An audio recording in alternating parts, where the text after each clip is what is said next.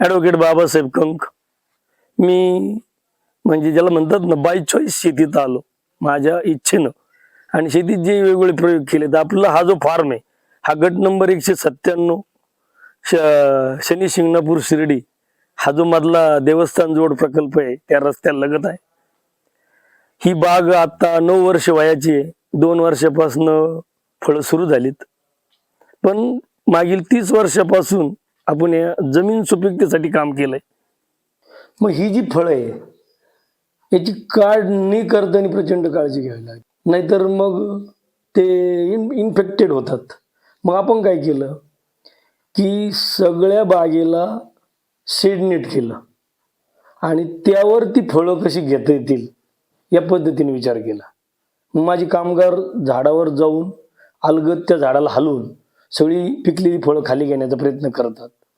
ती जी सगळी खाली कर्टन किंवा शेड नेटवर आलेली फळं आहे आपण रोल करून तो कर्टन रोल करून एका ठिकाणी गोळा करतो, रोपवेने पॅकिंग सेंटरपर्यंत आणतो. पॅकिंग सेंटरमध्ये सगळ्या मुलांनी योग्य स्वच्छतेची काळजी घेतलेली असते आणि अशा पद्धतीनं बॉक्स पॅक होतो. म्हणजे यात होता होईल तेवढा मानवी टच न देण्याचा प्रयत्न केलाय आणि कमीत कमी हाताळणी करण्याचा प्रयत्न केलाय. आणि जी टपोरी चांगली फळं आहे तेवढीच पॅक केली जातात, मग बॉक्स पॅक केली जातात.